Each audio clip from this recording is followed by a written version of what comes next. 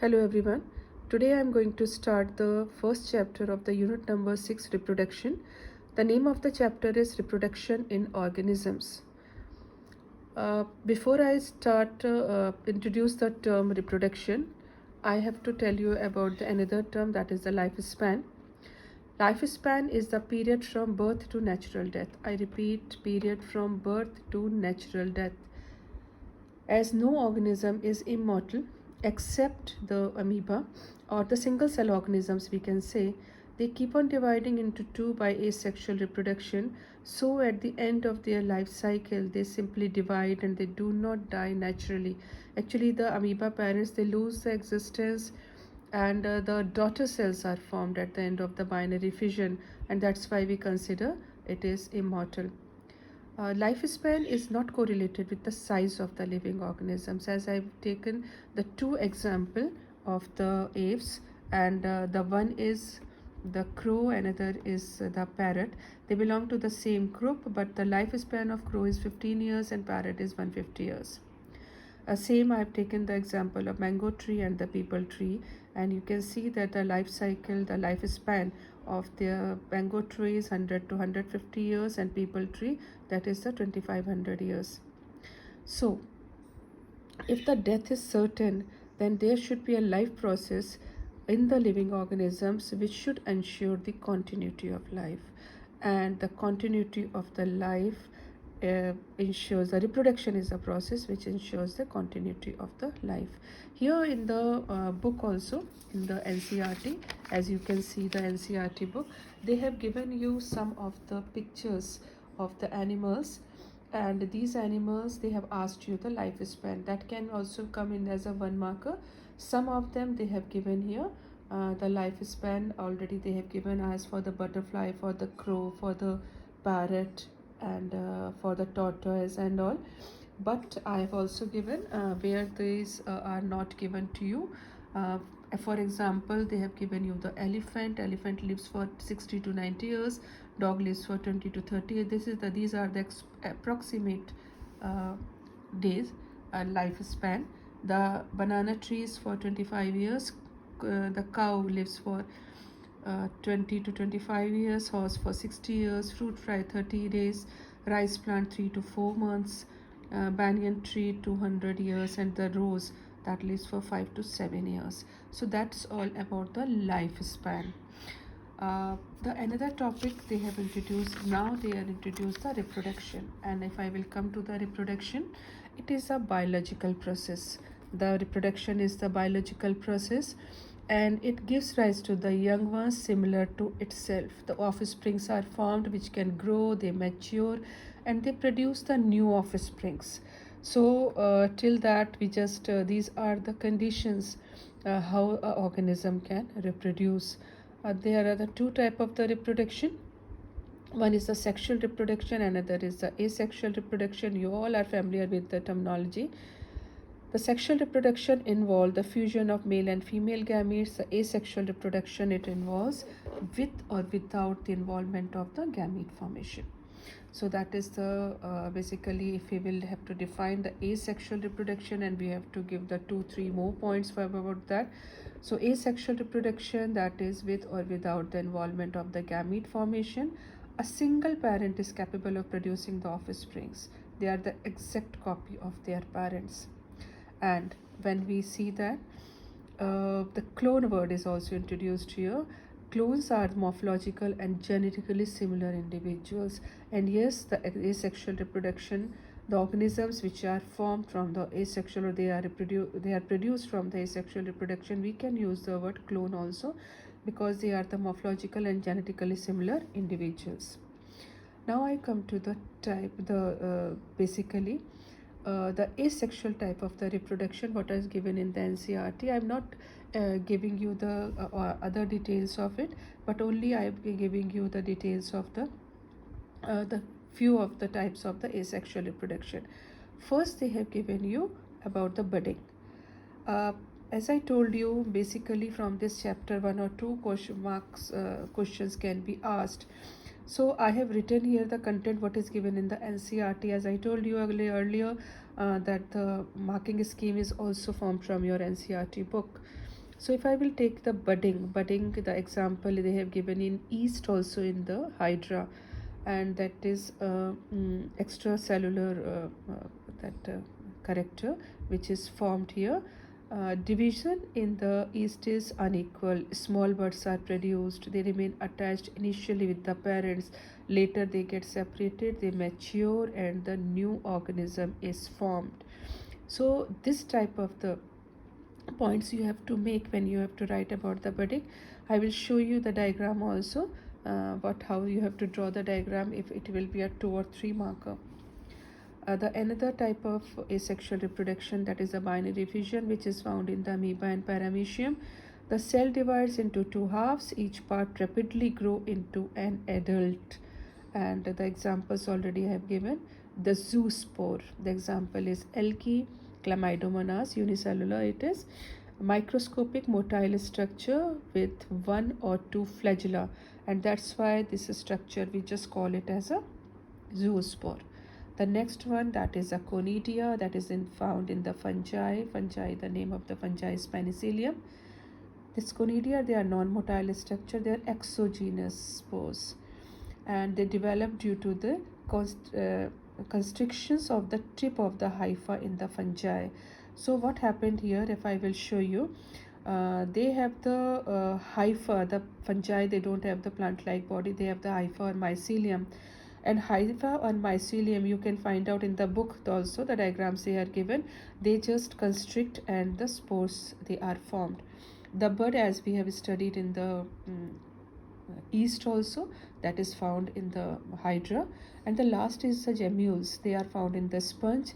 They are the intracellular budding, and the mast cells, they enclosed the opaque envelope, and they are rich in food, and that structures are found which further they just reproduce and they give rise to the new organism. That the diagrams I have shown you, and that is of amoeba. Especially you have done it many times in the lower classes also, but in this diagram, if you see the labelings what are given, they have mainly shown the parent cell as well as the nucleus. The nucleus, that is enlarging, and the dividing nucleus, that is in the third step, and the fourth one is the constricted cell, and the two daughter cells are formed, and that is about the amoeba. If you have to draw the binary fission in amoeba, and the same I have drawn yeast also. These diagrams are given in your NCERT. That is the nucleus of the parent cell, and the outgrowth is formed, and the nucleus that enters in that outgrowth, and it is a dividing nucleus now. And the small bud, first in the third one we have formed a small bud there, and the nucleus of the bud, and then it can separated from the parent's body, and that can mature into the new organism. So that is the content given in your NCERT. And what I am talking about the other ones, about the, this is the diagram of the zoospore that is found in the Chlamydomonas. They are the flagella by that, that's why they just known as the zoospores. They are the hyphae like of structure, and these structures they just constrict and form the exogenously. This type of the conidia, they are separated from the body, and they can give rise to the new one. That is a hydra, that is a structure. Now it is known as a bud because the parent's nucleus has entered inside it, and that is a gemmule which is found out in sponge, and this is the structure which is present inside, and it is an intracellular inside the structures are formed, and they can also give birth to that. These type of the diagrams can be asked in the paper, and you have to name that what they have shown here. Suppose this diagram is asked in the NCERT paper, so you have to write that there are the zoospores of the Chlamydomonas. This is the conidia, because there's no labeling here, so these diagrams we don't ask the NCERT, the CBSE, they don't ask for the examination, but here the labelings already I have done in that, and you can do the labelings, and that can also be asked there.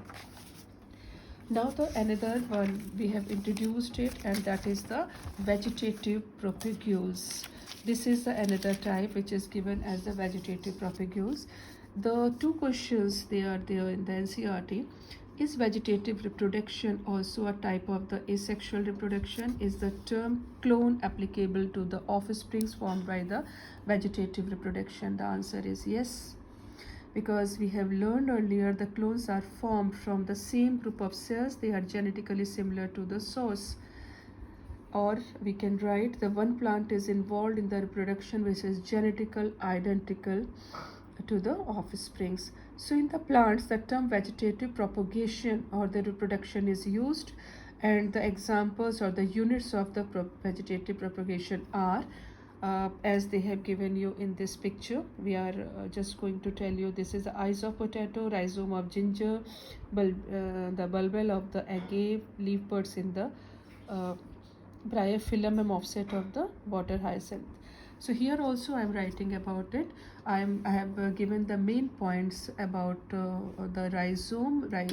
First I have given the runner. It is a modified stem, adventitious roots at the node. Each node gives rise to the